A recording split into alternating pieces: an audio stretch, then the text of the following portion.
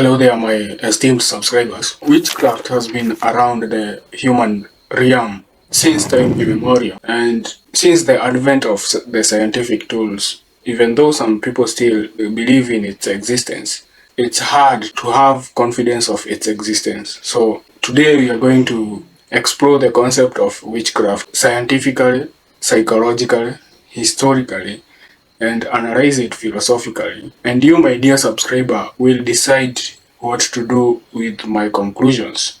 So, without wasting time, let's get into the uncharted waters of philosophy and witchcraft. Before we get into it, I would like to mention that since witchcraft existed in almost all communities in the world, I have narrowed down my focus to Africa and further down to Kenya because that is where I reside. And since there are more than 62 communities in Kenya, I have narrowed it down to the tribe of my ancestors, which is one of the 62 communities in Kenya, and it goes by the name the Gikuyu tribe. And I have taken their way of viewing witchcraft and the experiences they had with witchcraft to make a case in point about witchcraft in itself. So to be clear, I'm not saying that the Gikuyu way of viewing witchcraft and their experiences with witchcraft is the same with all the communities in the world. It's so not. And I really doubt that there is any community that exists out there that can match with all the communities' ways of experiencing a concept like witchcraft. So in the course of the video, if you don't resonate or you don't see that your culture resonates with the Gikuyu way of viewing the witchcraft endeavors, try to find some similarities that exist in both of your communities, because I think there exist some similarities, and because I think somehow witchcraft relates to the concept of religion, and the more you study the topic of religion, the more you realize that there are innate characteristics in every human beings, mostly all our ancestors, despite our tribe or our ethnicity or anything that divides us. There was a tendency to explain phenomena that they did not understand at its core. You see, you can see a stone and kill a rabbit with a stone, and you can see that a stone can be used as a weapon to defend yourself or to hunt. But when there is a phenomenon like drought or rain, this is not something that our ancestors, without the scientific tools that have emerged in the modern era, they were susceptible to come up with all kinds of ideas around where something like rain or drought were coming from. So my point is, there are some similarities in how our ancestors thought, and I'd like you guys to try to find some similarities between the Gikuyu way of witchcraft and your concept of witchcraft in your mind. Or if you have studied the way of your ancestors and the way they viewed or experienced witchcraft, you can try to find some similarities between the both tribes. So that was somehow of a disclaimer before we get into the video itself. According to the book Facing Mount Kenya by the first president of the Republic of Kenya, Mzee Jomo Kenyatta, witchcraft was a category of magic among other magics like the protection magic, the fertility magic, the love magic. It was a full basket of magics, and then there was witchcraft on the other side, that was the dark side of using magic itself. I won't get into the details of the other magics because it is not the main focus of this video, and it would probably take a lot of time to explain all of them. So if you want to get more into the details of the other forms of magic, I highly recommend the book itself. It's called Facing Mount Kenya by Jomo Kenyatta. It was a book that was dedicated to the Kenyan youths, especially from the Gikuyu tribe, because clearly we have forgotten our ancestors' way of life, and we have somehow internalized Western values in replacement of the values of our ancestors. So it's a whole thing going on there. To learn more about why it is important to connect with your ancestral roots. You can check out my other video that I was explaining about language, how language plays a major role in our identity as a person. Despite shortcomings in his leadership, the book itself was a gem to the Kenyan youths, and especially from the Gikuyu tribe, to connect with your root cultures. So it's a whole thing going on there. Before we get into the realm of witches and how witchcraft was structured, I think it is very important for us to distinguish earlier on the differences between the witch doctors and the witches in the Gikuyu culture. The witch doctors were what would now be referred to as doctors in the modern world, and they used herbs, all different sorts of herbs to cure people from their ailments like wounds and fertility issues and those sorts of things. These were people that were highly respected in the tribe itself because the knowledge that the witch doctors had on mixing the herbs and the enterprise itself as a whole was limited to only few individuals, and sometimes they were seen as seers who could foretell the future and maybe even decode the source of a calamity that has befallen on the people. To make it even easier on why the witch doctors were highly respected, imagine if we didn't have the doctors of the modern world. It would be a disaster. So they were seen as doctors and they served the roles of a doctor. The witches, on the other side, were the opposite of the witch doctors. They were the villain in the community. They are the people that used the knowledge of the herbs themselves to cause harm to the people. They would cook poison to cause and to bring calamity to the people. These were people that were highly feared because they would target a victim and administer the poison in any possible way that might have existed and bring illness or death to the victim himself or herself. We can now see where the fear of these kinds of people stemmed in the community against these people, because you don't need a PhD to realize that these people were very dangerous. The witches possessed both types of poison so that they can be disguised and not exposed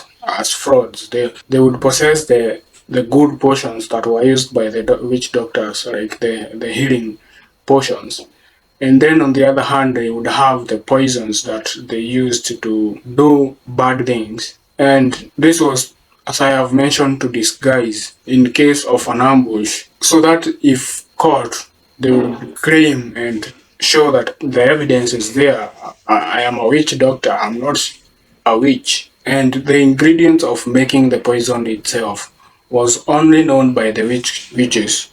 And this is what distinguished the witch doctors from the witches.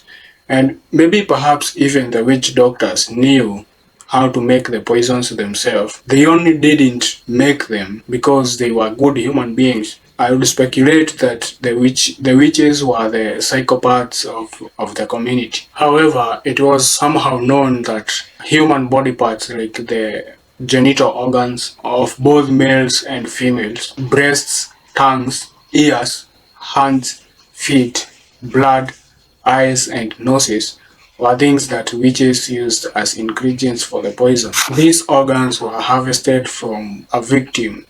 After poisoning, the witch would spy on the victim after poisoning, and after they have died, they would walk stealthily, trespass, and later harvest the required organs before vanishing. It is important to take note that these activities were not carried in broad daylight. The witches apparently weren't stupid. They worked late at night when everyone else was asleep, and this was the time they even met with other witches to conduct their evil practices. And since they trusted no one, since the witches were solitary creatures who didn't trust anyone when they were conducting these activities, even to the fellow witches, they trusted no one. And before even meeting in these solitary places like deep in the forest, They would disguise themselves by painting themselves black while completely naked and applying white spots around their eyes so that they wouldn't be identified. Due to even the lack of trust to anyone, the witches used to walk in zigzag motions. They walked in zigzag and sometimes even backwards before moving forward to confuse anyone that might have been following them. An act in which, in my opinion, was a brave one.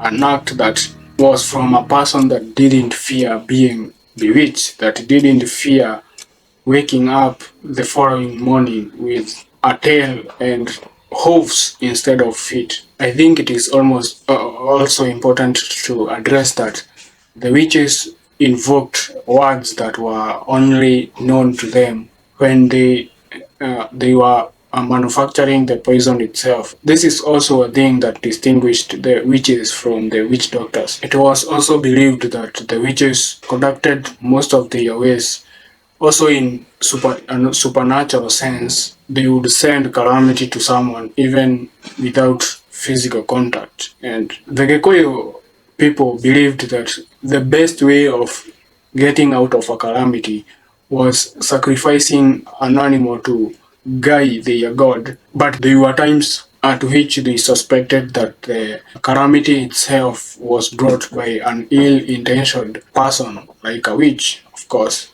And these were the instances where the good witch doctors were summoned to solve the issue. To catch the witches, the Kiama, which is the council of elders, who, who made the laws in the community itself. Again, to know more about the Gikuyu way of life, I highly recommend the book. The Kiama would send Jabaya Ita, which in simple terms were the senior warriors, to spy on the victim. This was after the victim himself or herself was reported to the Kiama due to suspicious activities. The spying itself was to make sure that the witch themselves were legit and also to catch them red-handed when they were conducting the malicious activities. They were apprehended by the senior warriors and brought before the council of elders to face a witch trial. Guilt of witchcraft in the Gikuyu tribe was punishable by death, so at this point of being summoned, the suspected witch had to go through several stages to make sure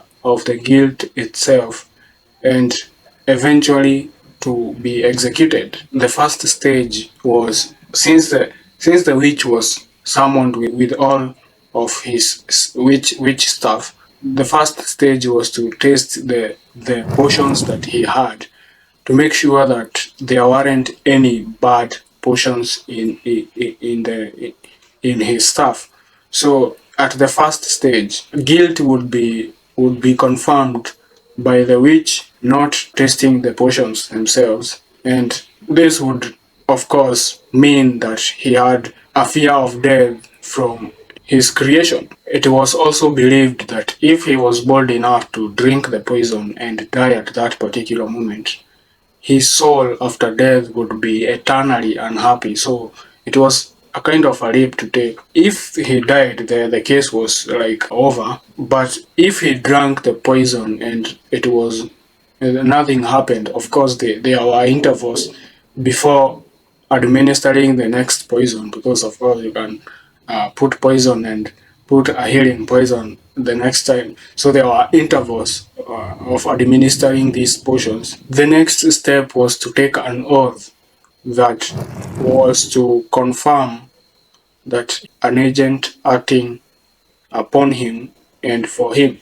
So the oath included killing a goat. In Gikuyu terms, it's korigadege. I hope it's killing a goat from a literal point. And this was kind of a tricky one because taking the oath while you are guilty meant bringing disaster to your people and your clan and upon yourself. So it was believed that if you took an oath while you are guilty, definitely bad things were to happen to your people and your clan. So it was a kind of a big leap to take. To add to the intensity of this oath, The goat was a very significant animal in the Gikuyu tribe.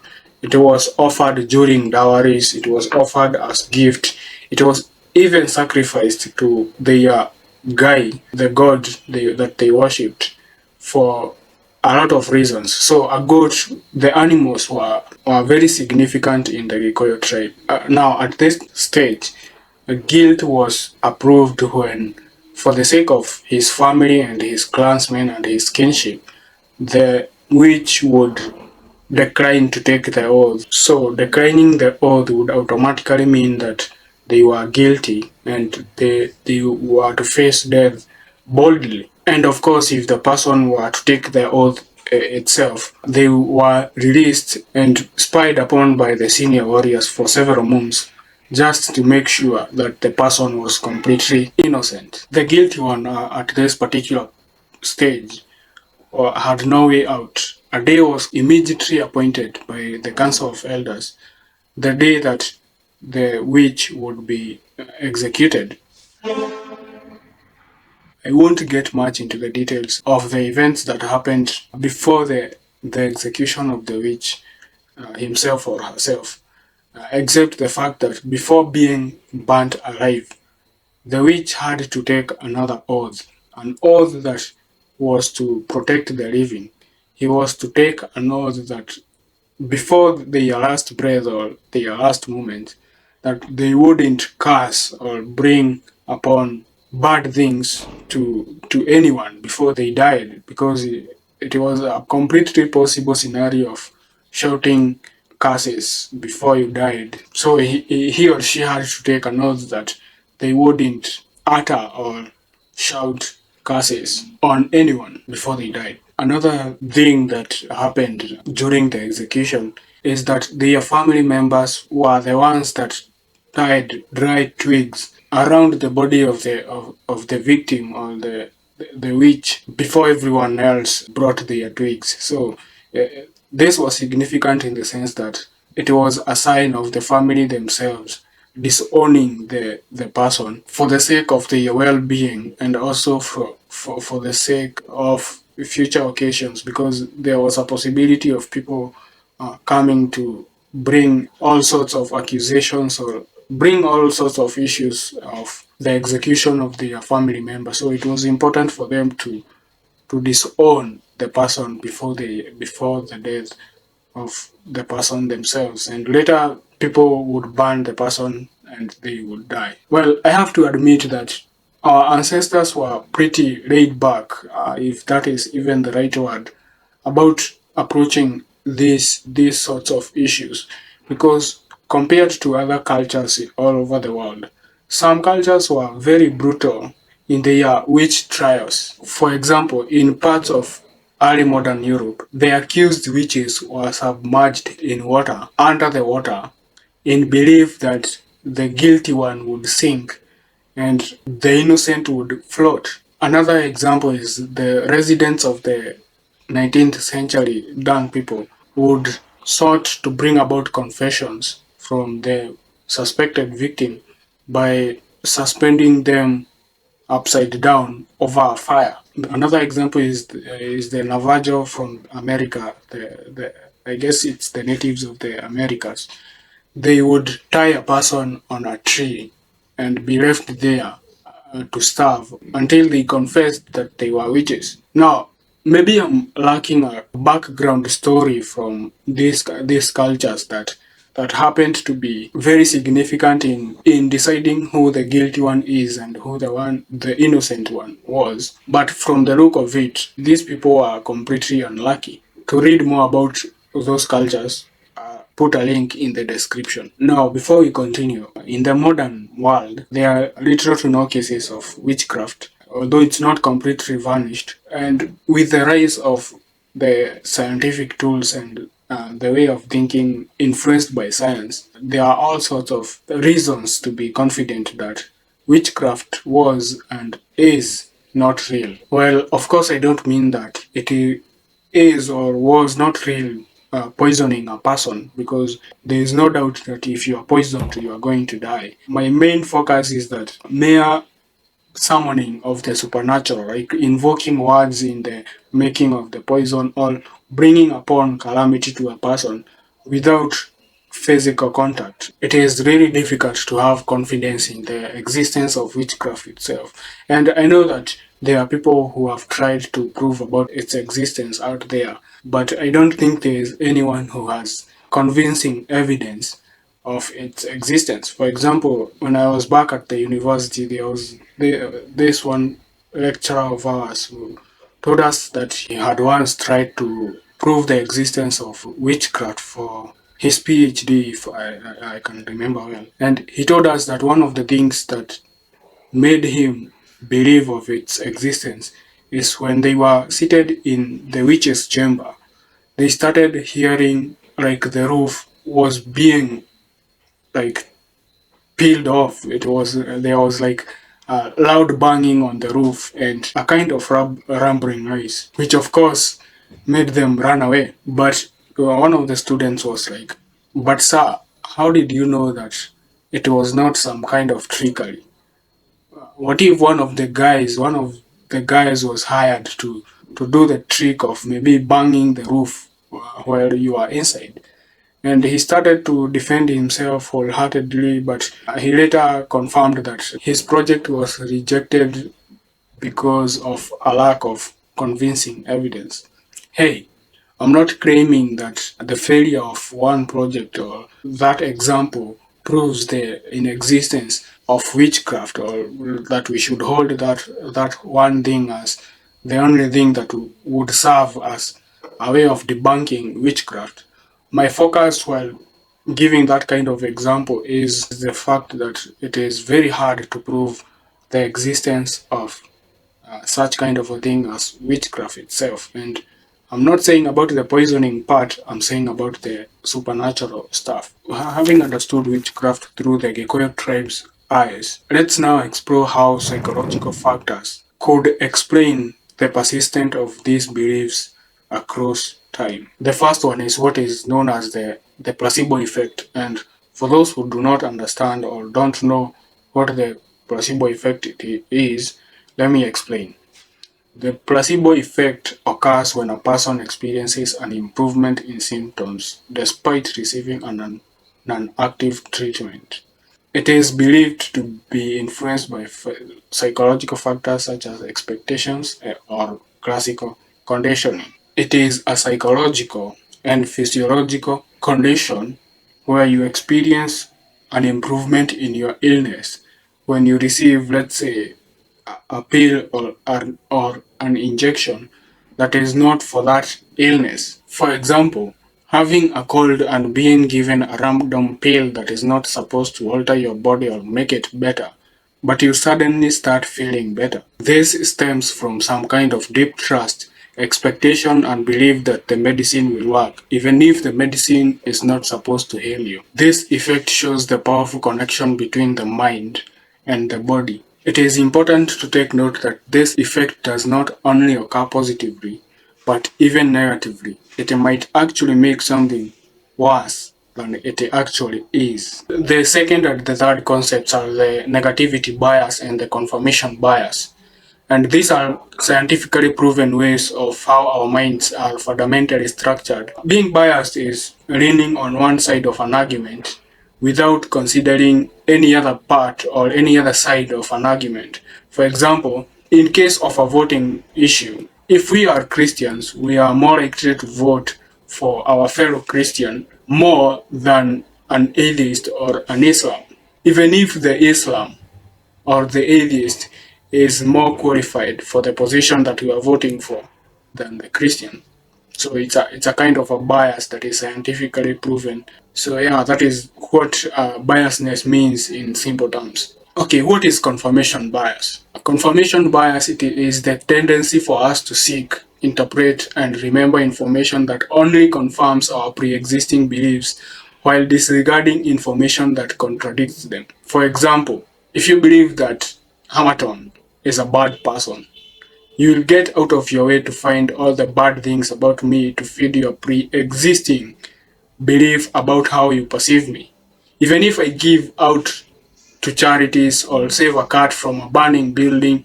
You will later say that I cheated on my wife once, and I wore an angry face while talking to so and so, etc., etc. However, this does not only apply to other people, but even to us ourselves as individuals. Secondly, is the negativity bias. But negativity bias is the tendency for us to pay more attention to negative things and experiences than positive ones, even if they are of equal weight. Furthermore, even if the positive ones are more than the negative. For example, 10 people might compliment your outfit on a given day, but when that one person gives you a negative one, it will have a greater impact on your mind than the 10 positive ones. Yes, this is how our brains are fundamentally structured, and it's a bias that is called the negativity bias. Yeah, for more information on these biases and more information about the human mind, there's a great book I would highly recommend that I read a few years back when I was younger, called Thinking Fast and Slow by Daniel Kahneman. I'm sure there's a lot of information that is available in that book than the brief information I just outlined. Now, it is important to take note why we human beings have these biases in our minds. Otherwise, we wouldn't have them if they weren't significant in the first place. The confirmation bias helped our ancestors make swift decisions and have less stress while they were surviving. For example, knowing that this plant was poisonous made them ignore it and focus more on the ones that were not poisonous. This made them save energy that would be used in other survival activities, and also possibly some time. It's good to save some time. By maintaining consistent worldviews, they increase their chances of surviving. Negativity bias, on the other hand, helped our ancestors in the sense that it was better in terms of survival to focus on the negative rather than the positive. They had to prioritize survival over ecstasy. For example, if they were enjoying bananas in a given area and suddenly a lion appeared from nowhere, it was smart for them to prioritize the danger of being eaten over the sweetness of a bunch of bananas. Over time, these biases shaped our cognitive patterns. You are probably asking yourself right now, what has all these things got to do with witchcraft, Hamaton?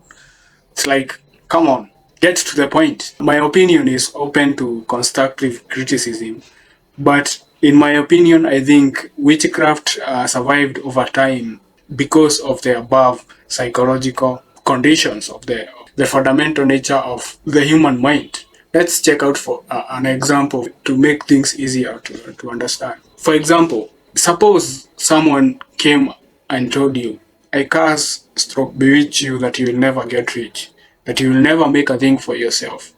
The above example, as you can see, is susceptible to the two psychological biases I have outlined above. Firstly, the negativity bias. The statement above is a negative one, and no one likes to suffer, and poverty is a form of suffering. So even though people have been telling you that you are more than likely to succeed, you are more likely to dismiss their views because of the negative comment that has just arisen at that particular moment. The negative comment will get in your bones. Now, to add to the poison itself, there's then the confirmation bias. When you add the confirmation bias to the negativity bias, it gets even worse because you will find all sorts of reasons to fit to the negativity that you have clearly focusing on. So the more you focus on the negative aspect, because that is how the mind is fundamentally structured, then the confirmation bias will find all the reasons to make this thing become true, even if it isn't true. See, the statement that you are going to be poor and everything about poverty and you never get rich is a very big statement because it has taken the whole of your life and put it in one box of poverty and suffering. It's not like someone saying that you will fall before the end of the day, that you are going to trip and fall and hit your head on a table before the end of the day. No. This is something far much greater because it is something that might repeat in your mind daily, compared to the one that you are told that you are going to fall before the end of the day. Because when the day ends, the following morning, everything will have elapsed in your mind and you will have forgotten about all of it. But being told that your entire life is destined for disaster, every day you wake up, you are more likely to think about that negative thing in your mind. And this is where I think negativity bias and confirmation bias, when they mix, they create a greater poison in the mind than any bias on its own. So if someone tries something and it fails brutally, they will end up confirming that the declaration itself was true. They would not take a step back and consider what they might have done wrong to cause the failure. They are more than likely to interpret it as that guy really bewitched me to end up poor. So the statement itself might be manifesting in real life. You see, this from a modern perspective might seem like an easy thing to get out of. But remember, the scientific tools were invented just the other day, so they have not been around for too long, and our ancestors weren't aware of these underlying issues that are going on through the mind. I'm not making a claim about intelligence or anything like that. It is about how our minds, whether educated or not, really work. Being aware of these underlying issues that affect our mind fundamentally. To add up into all of that, there is then the placebo effect that magnifies something or have have a greater impact on something when you trust and have a strong belief in it. So the strong connection between the mind and the body is magnified through the placebo effect, and then you become your physiology starts to go in line with the statements themselves that are going through in your mind. So this is the reason I think witchcraft didn't exist in a supernatural sense. It only preyed on the flaws of the human mind. And to be fair, I don't think that witchcraft was all negative in the history of humans. It surely did serve some significances in the earlier times. This whole concept applies in the belief that there was some kind of supernatural forces acting upon the individual without even the contact. This, my whole argument is against the supernatural side of the witchcraft. Yeah, and in our example today, the Gikuyu community, the witches that used the poison to kill a person, those I would categorize them as the serial killers. Those were just criminals who killed people for maybe material gain or maybe for just ill intentions. And I wouldn't say that they were witches that used the supernaturals to conduct their activities. I don't think that someone giving you a herb that was supposed to make you find love was a real thing that happened. The only thing I think happened was the psychological aspects that I have addressed above. These were the things that were acting upon the mind and the body, and it was not the herbs that were doing the work. So my main case is against the supernatural sense of the witchcraft, and that is where I think it didn't exist. And also things like the healing magic and the healing herbs. I don't think that every witch doctor solved every disease using the herbs. Sometimes even the placebo effect would heal the person by just the strong belief that the witch doctor gave them the right medicine for the right disease. And through this deep trust and belief, they were eventually healed. Well, before we conclude everything, I think it is wise to acknowledge the fact that even though witchcraft doesn't fit in scientific frameworks, they still served important psychological, social, and moral functions within different communities. For example, in like the Gikuyu community, it prevented antisocial behavior and enforcing morality. And to underline that on in preventing the antisocial behavior, The Gikuyu people believed very much in the unity of the community into one and working as one. And being antisocial was not very condoned. It was even not at all condoned in the Gikuyu community. So, as growing up, realizing that antisocial behavior was equated to witchcraft and was very highly punished, it was very unlikely for a child to grow up and be antisocial. So they served this important psychological and social importance, and in my opinion, even though they served those kinds of moral functions in the community, the absence of witchcraft doesn't mean that this importance and significances suddenly vanish off, that we suddenly start becoming bad human beings because we have gotten rid of the thing that made us become less antisocial and more morally upright. For example, cultivating good communication skills for a child or even the people of your community enables living in harmony with other people, and this creates less of being prone to become so antisocial.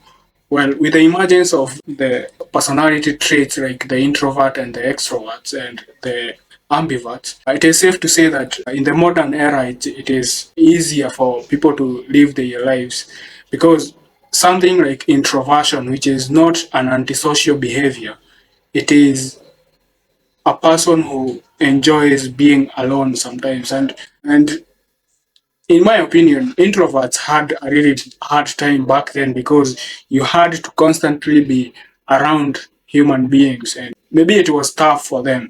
But in the modern era, you can still be an introvert and be not antisocial because you can somehow cultivate your communication skills and be able to live with other people despite being prone to enjoy a long time. Another factor is like teaching young children as they are very young the moral values that a moral person ought to embody as a person.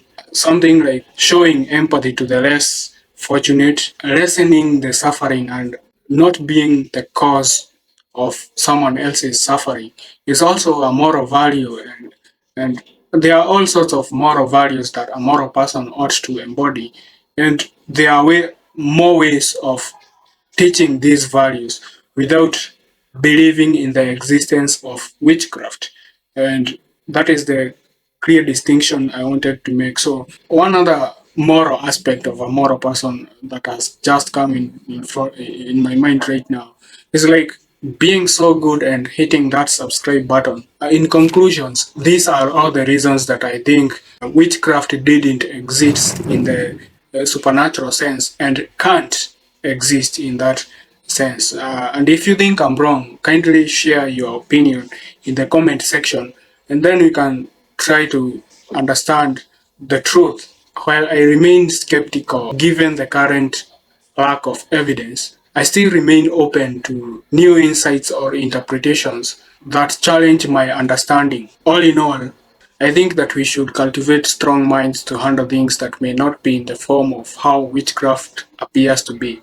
In the end, whether witchcraft was ever real or not, what matters most is how we address our own biases and cultivate strong minds to face fear, uncertainty, and the unknown. That's about it for today, guys. Make sure that you subscribe and give me a thumbs up if you like the video. Most of you that view my videos have not subscribed, so make sure you subscribe.